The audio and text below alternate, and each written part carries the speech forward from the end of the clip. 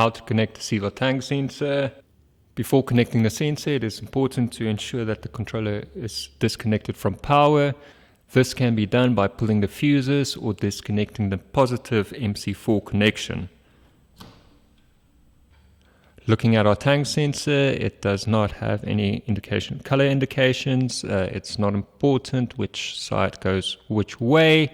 What is important, however, if we look at the base of the sensor, it has a movable part.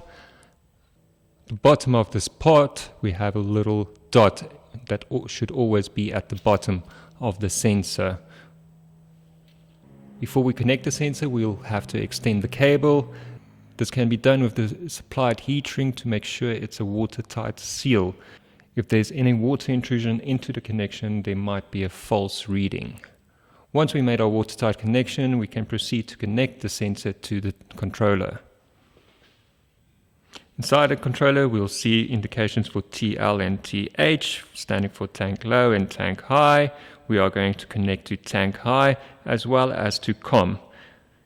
If we have an additional sensor like a well sensor connected to COM, it's fine. Both connections can be made on the same port.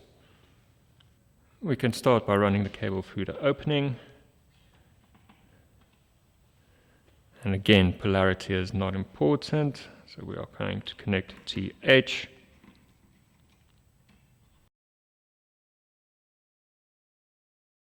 And COM.